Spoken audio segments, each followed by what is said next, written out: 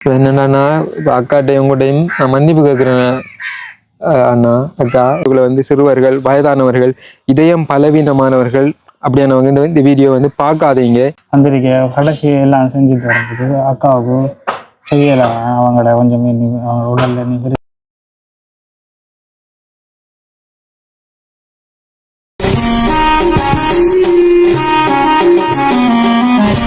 நெஞ்சங்கள் அனைவருக்கும் வணக்கம். நான் உங்கள் சதீப். எம்என்எஃப்ல எப்படி இருக்கீங்க? நல்லா இருப்பீங்கன்னு நம்புறேன்.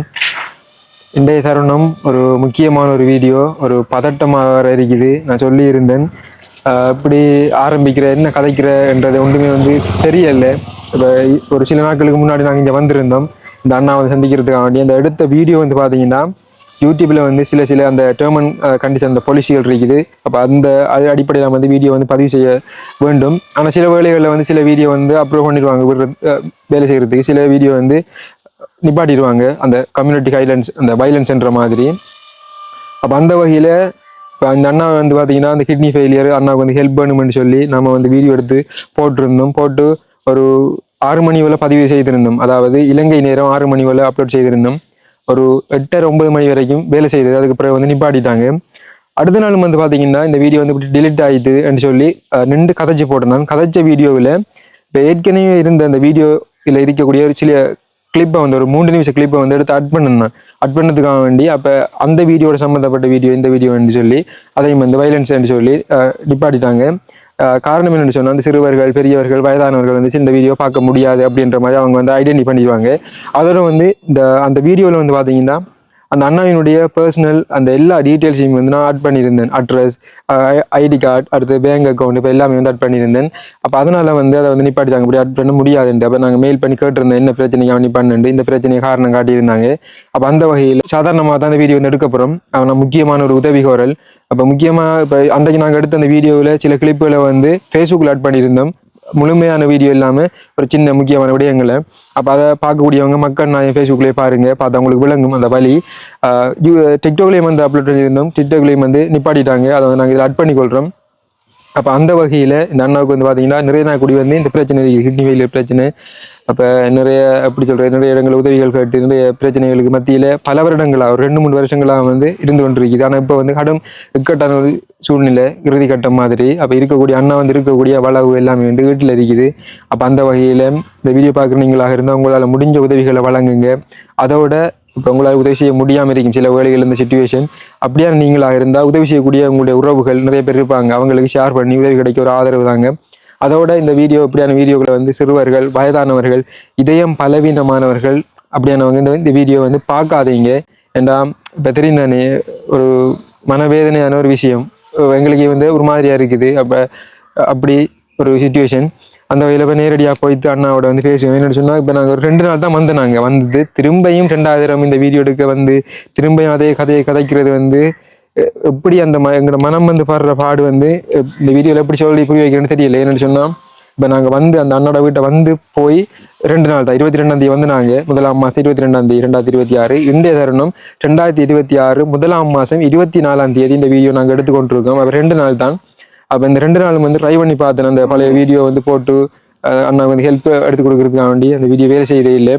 அப்போ அந்த வகையில் 2 வீடியோ வந்து வைலன்ஸ் வீடியோ மாறுது. இப்போ சில வேளைகளில் இந்த வீடியோ வைலன்ஸ் வீடியோ மாறுமாக இருந்தால் யூடியூப்பில் வந்து நிப்பாட்டுவாங்க வீடியோ போடுறது. ஒரு 7 நாளைக்கு இல்லாட்டி 14 நாளைக்கு இல்லைன்னு சொன்னால் 1 மாதம் இல்லாட்டி சொன்னால் 6 மாதம் எப்படி நிப்பாட்டினாங்கன்னு தெரியல.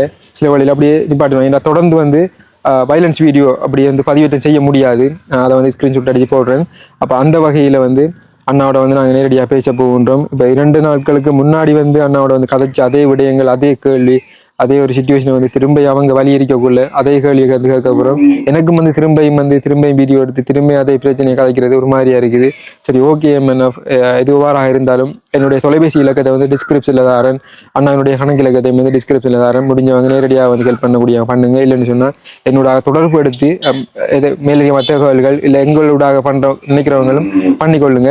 அதோட முக்கியமாக என்னென்னு சொன்னால் இப்போ ஆரம்பத்திலிருந்து இப்போ நம்மளூடாக மக்கள் நாய உறவுகள், இந்த மக்கள் நாய யூடியூப் சேனலூடாக ஹெல்ப்புகளை வந்து வழங்கிட்டு வர அண்ணாவங்க, அக்காவங்க, அம்மாவங்க நிறைய பேருக்கு தெரியும். ஓகே, நம்ம ஒரு நம்பிக்கையானால் நம்ம இப்படி செய்யலாம் அப்படின்ற மாதிரி செய்தவங்களுக்கு இப்போ புதுசாக வீடியோ பார்க்குறவங்களுக்கு ஓகே இந்த வீடியோ வந்து கொஞ்சம் நேரம் வேலை செய்தது திரும்ப வந்து நின்றுது இது உண்மை சம்பவமா பொய்யா என்றது வந்து தெரியாம இருக்கும்.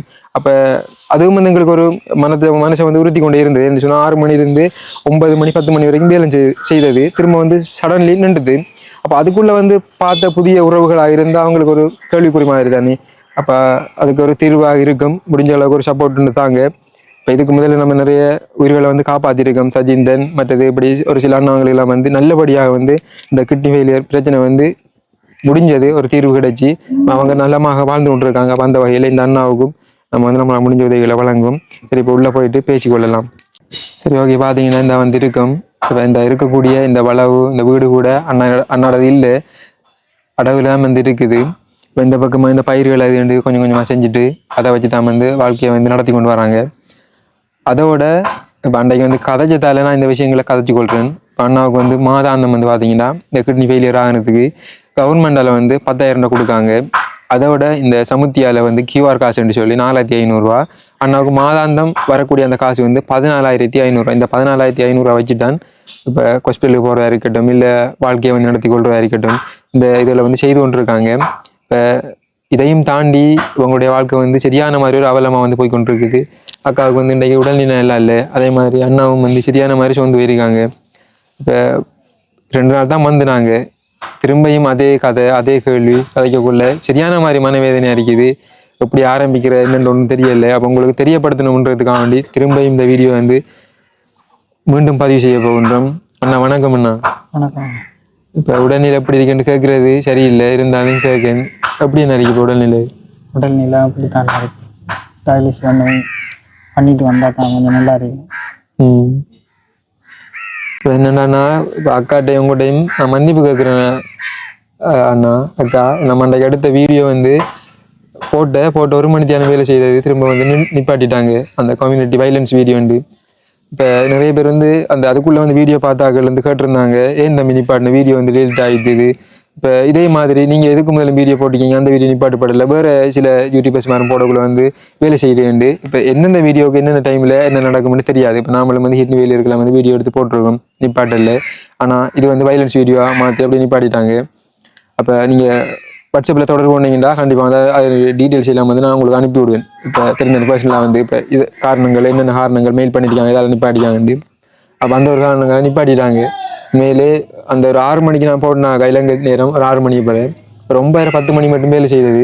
இப்போ அதுக்குள்ளக்கா நம்மளுடைய உறவுகள் வந்து நிறைய பேர் ஷேர் பண்ணி இப்போ எப்படி சொல்கிற உதவி செய்கிற அளவுக்கு வந்துட்டாங்க. வந்தது பிறகு வீடியோ நிப்பாட்டுப்படுத்து எப்படி சொல்கிற யூடியூப்பாலே நிப்பாட்டுப்படுத்தாக்கா. அங்கே அதுக்குன்ற சின்ன சின்ன கண்டிஷன் இருக்குது. அப்போ அதுக்கு இணங்க தான் போடணும். இது வந்து சிறுவர்கள் பெரியாக்கள் அந்த வயதானவர்கள்லாம் பார்க்கலான்ற மாதிரி அவங்க வந்து ஒரு கணிப்படுத்தாங்க, அதை நிப்பாட்டுப்படுது. அப்படியாக்கா, இல்லைன்னு சொன்னால் இப்போ நேரம் ஒரு கொஞ்சம் ஹெல்ப்பாக கிடைச்சிருக்கும். இப்போ எங்களுக்கு ஒரு கவலை தான், நீ என்ன செய்கிற. இப்போ நான் அந்த உங்களோட பிரச்சனை என்ன திரும்பியும் ஒருக்கா சொல்லுங்க. இப்போ உங்களுக்கு என்ன நடந்தது, நீங்கள் ஹாஸ்பிட்டலுக்கு போனது வந்தது எவ்வளோ செலவாகும், இப்போ கிட்னி ஃபெயில் இந்த மாற்றுறதுக்காக வேண்டி உங்களோட சைட்லேருந்து யார் யார் போனாங்க, இது இப்போ என்ன நடந்து கொண்டு இருக்குது, அடுத்த கட்டம் என்ன, இதெல்லாம் வந்தேன்னா கொஞ்சம் சொல்லுங்க. நீங்கள் எனக்கு 2019 அந்த பிரச்சனை வந்து சவுதியில் இருக்கும்போது ப்ரெஷர் கூடி வாங்கி விழுந்து தான் இப்போ செக் பண்ணும்போது இப்படி கிட்னி ஃபெயிலியர் சொல்லி ஊருக்கு அனுப்பிட்டு இங்கே வந்து ஹாஸ்பிட்டலில் கிளினிக் போய் கொண்டிருந்தோம். கிளினிக்கு போய் கொண்டிருக்கல கிட்னி மாற்றணும் சொல்லி டாக்டர் சொல்லி கடித்து வந்தார், கண்டிக்கு போட்டாங்க. அவங்களோட சொந்த உறவுகள் இருந்தால் கூட்டிகிட்டு போட்டாங்க. அப்போ எங்கள் அக்கா இருந்தாங்க, அக்காவை கூட்டிகிட்டு போய் செக் பண்ணேன். ரிப்போர்ட் ஓகே ஆகிட்டு அப்போ ஹண்டிக்கு போய் பாருங்கன்ட்டு சொன்னாங்க. ஹண்டிக்கு போய் இப்படி தானே ஒரு 30-40 வாட்டி ஹண்டி இங்கே இந்த டீசல் பிரச்சனைக்குள்ள 2022 பெட்ரோல் டீசல் பிரச்சனைக்குள்ள போய் வந்து இருந்தேன். வந்திருக்க கடைசி எல்லாம் செஞ்சுட்டு வரும்போது அக்காவுக்கு செய்யலை.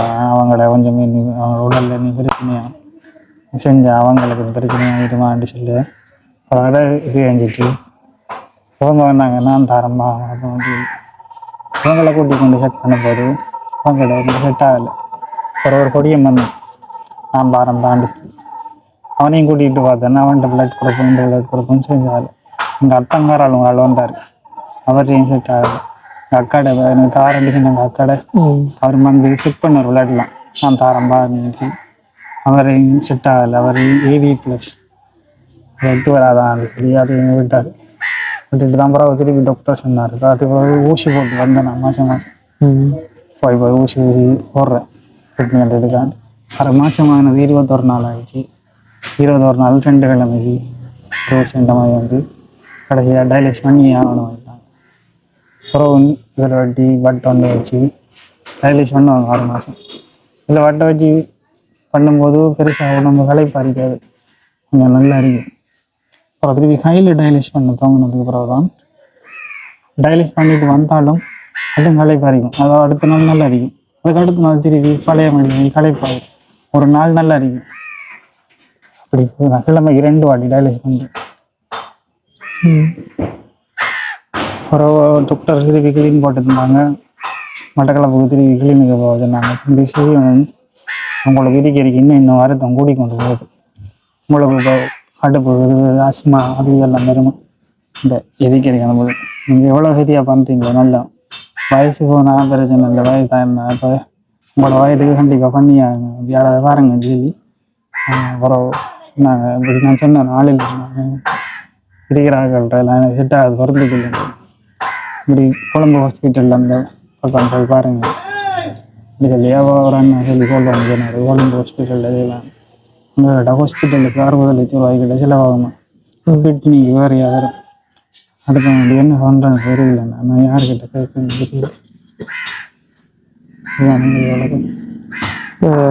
ஹாஸ்பிட்டல் செலவு 60 லட்சம்னா நீ கிட்னி அது ரெண்டு செலவு வந்து அப்படியும் ஒரு 90 அப்படி அதுக்குள்ள முடிஞ்சிடுமா இல்லை தாண்டுமா இல்லை 90 அப்படி அதுக்குள்ள வர மாட்டேங்க கிட்னிக்கு எவ்வளோ கேட்காங்கன்னு தெரியாது நாங்கள் அந்த சஜிந்தனிங் பண்ணோம்னா இப்போ 80 சொல்லி தான் பண்ணுவாங்க அப்புறம் திரும்ப எல்லா செலவோடையும் வந்து 95 ஒன்று செலவாயிடுது இப்போ என்ன மாதிரி எப்படி என்ன மாதிரின்னு தெரியல ஆனால் முடிஞ்ச வரைக்கும் இப்போ அப்படி சொல்கிறேன் ஒரு 80 90 இருந்தா கண்டிப்பாக செய்யலாம் அதாவது 90 லட்சம் வரைக்கும் நான் அந்தபடி அந்த வீடியோ பார்த்து தான் அவங்கள ஹோல்ட் பண்ணேன்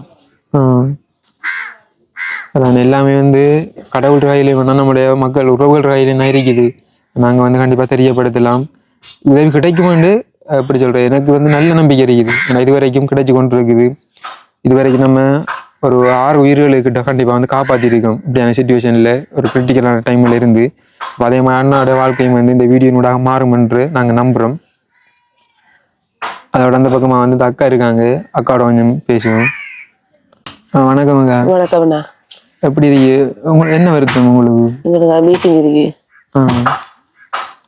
இப்போ அண்ணாட நிலைமை என்ன மாதிரி இருக்காது இருக்குது ஹாஸ்பிட்டலுக்கு போனது வந்தது அதை பற்றி சொல்லுங்களேக்கா திரும்பியும் அதே கதை அதை இதை கேட்கறது எனக்கு வந்து நீங்களும் கதைக்கிறது இப்போ எப்படி எனக்கு தெரியல இந்த வீடியோ நான் மீண்டும் சொல்கிறேன் அப்படி ஒரு நிலைமை சொல்லுங்கக்கா இப்போ டயலிஸ் பண்ணா தானா இருக்கு நல்லா இல்லைண்டா வேலாம திரிப்பாரு நெஞ்சுக்கு பொருத்த மாதிரி அடைக்கிற மாதிரி வருது எனக்கு வேலாம கிரிப்பாருன்னு சொல்லி திரிப்பாரு அது பண்ணுனா மட்டும்தான் கொஞ்சம் நல்லா இருப்பாரு சரி நடக்கல அது நடந்த இழைப்பு கொண்டு கொடுக்கும் சரி களைப்பா வேர்வையில போய் எங்கேயும் போய் வந்தா அப்படி இருந்துவாரு வந்த இடத்துல இருந்துவாரு உந்திருவாரு எலும்பி திரியலாது வேலாம அப்படி நினைச்சிருவாரு வைத்தியசாலையில இப்ப என்னக்கா சொல்லிக்காங்க கடைசியா வந்து வைத்தியசாலையில சொல்லிக்காங்க இந்த ஆட்கள் இருந்தா பண்ணுங்க பண்ணல ஹாஸ்பிட்டல் கவர்மெண்டால பண்ணணும் மட்டும் சொல்லிக்காங்க இருந்து நீங்க போனாக்கள் ஒருத்தரையும் செட் ஆகல அப்படி இப்ப பிள்ளை வந்து அந்த பொம்பளை பிள்ளைக்கு வந்து எத்தனை வயசு 2 வயசு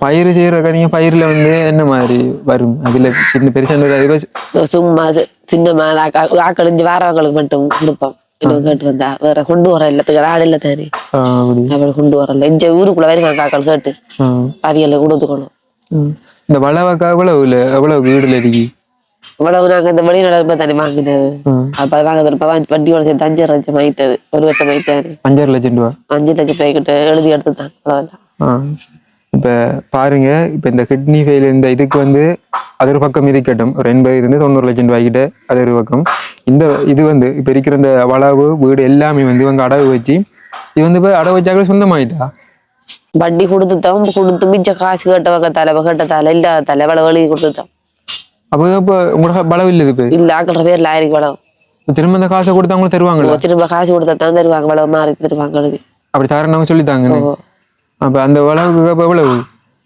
அங்க வளவுக்கு 6 லட்சம் கேட்காங்க வட்டியோட சேர்த்து கேட்காங்க அப்படி இல்லாட்டி யாரும் சொல்லி தரட்டாம இருக்காங்க 2 சொல்லித்தாங்க அப்படியா காசு கணக்கு எழுதித்தாங்க ஒரு பாதி எழுதிருக்காங்க இந்த வளவுல பாதி எழுதித்தாங்க 6 லட்சம் ரூபாய் பெறுமதி ஆனா இந்த வளவுக்கு எப்படி இந்த பக்கம் இப்போ எவ்வளவு போய்க்கொண்டிருக்குது.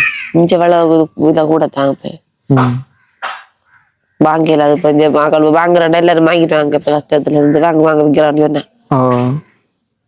சரி, இப்போ என்னன்னு சொன்னா இந்த அண்ணா வந்து வெளிநாடு போறேன்னு சொல்லி ஒரு ஆள்கிட்ட வந்து காசு கொடுத்துருக்காங்க. காசு கொடுத்தும் இப்போ ஏமாந்துருக்காங்க. இப்போ காசு இல்லாதால இப்போ கிட்னி ஃபெயிலியர் பிரச்சனை இருக்கக்கூடாம வந்து வெளிநாடு போறதுக்கு அண்ணா வந்து ஆயத்தப்படிக்காரு. என்னன்னு சொன்னா இந்த பிரச்சனையை வந்து பாக்குறதுக்காக வேண்டி இனி குடும்பத்தை வந்து பாக்குறதுக்காக வேண்டி நீ என்ன செய்யற ஒன்றும் செய்யலாது. அடுத்த கட்டமா வந்து பாருங்க தைரியமா வந்து அந்த முடிவு எடுத்திருக்காங்க. அப்ப கையில வந்து காசு இல்லாதால இருக்கிற வளவு வீடு வந்து அடகு வச்சிருக்காங்க. அடகு வச்சு இப்ப அந்த காசையும் வந்து கட்ட முடியாம அது வந்து சொந்தமாயிடுது. இப்ப இப்ப உங்களுக்கு என்ன சொல்ற என்ன சாய்க்கிறேன்னு தெரியல. மேல அந்த வார காசில முடிஞ்சு என்ன பொறுத்தவரை முக்கியமா வந்து வளவை மீட்டு எடுக்கணும்ன்றது இப்ப எந்த ஒரு யோசனை. ஏன்னு சொன்னா பொம்பளை புள்ளன்று இருக்குது. நீங்க இருக்கீங்கக்கா இப்ப அன்னாடவே குணமாகத்தான் வேணும். இருந்து இப்ப இருக்கிற வீடு வளவை வந்து நம்ம சொந்தமாக்கணும். இப்போ அதர் பக்கம் இருக்குது. எல்லாமே வந்து முறையெல்லாம் இருக்குது. இப்போ கடைசியாக வந்தாக்கா இப்போ டாக்டர் மாதிரி என்ன சொன்னாங்க பண்ணாட அந்த நிலைமையை பார்த்து இப்போ இவ்வளோ செலவாகும் அது இது ஏதாவது உங்கள்கிட்ட கதைச்சவங்களா. இப்போ சில வேலைகளில் பண்ண வந்து ஒரு நோயாளி உண்டு சில விஷயங்களை கதைக்க மாட்டாங்க. நீங்க இப்ப மறைக்காம இப்ப ஏதாவது சொல்லியிருந்தாங்கடா அதையும் சொல்லுங்க. நான் டாக்டர்கிட்ட கேட்டேன். நான் போய் இந்த டைல்ஸ் எத்தனை இது பண்ணலாம் அப்படின்னு சொல்லி கேட்டேன். ஒரு வருஷம் 1.5 வருஷத்துக்குள்ள அப்படி செய்யலாம் நீங்க இல்லாட்டி அவருக்கு தான் உயிருக்கு ஆபத்து. இந்த கல்விகள் சாமான் எல்லாம் பழுதாக பண்ண வயது இல்லத்தாங்க இருக்கு. அதுக்கு செய்ய பாருங்க. நாங்க என்ன சொல்றோம், நாங்க எங்க கடமையை செய்யற ஹாஸ்பிட்டல் வந்தோடனே செஞ்சு விடுறோம். உங்களுக்கு ஆயிரம் வேற காப்பாத்துறது சொன்னாங்க. அதான் இப்போ 1 வருஷம் 1.5 வருஷம் சொன்னா இப்ப திடீர்னு எடுத்த உடனே வந்து இப்ப நம்ம 1 வருஷம்ன்றது பெரிய ஒரு இது மாதிரி நினைப்போம்.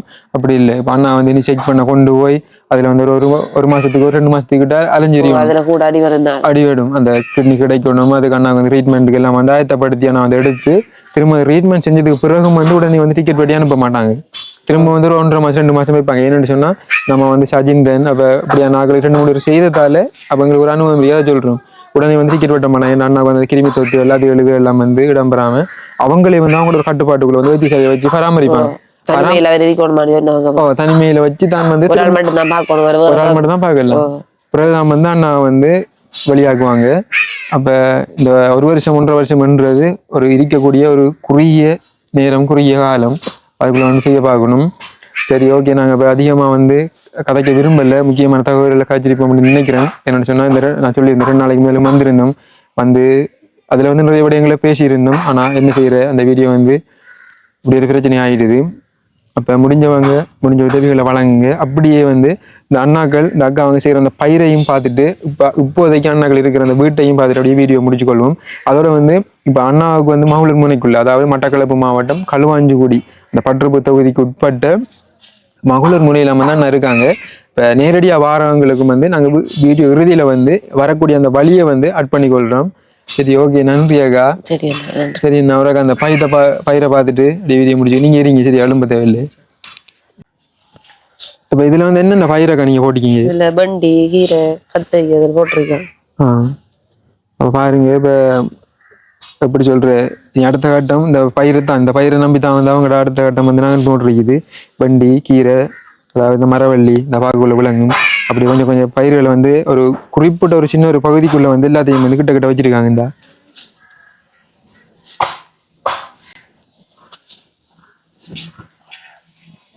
இப்ப ஆடுகள் எல்லாம் வந்து கிடக்காங்க உங்களோடதா?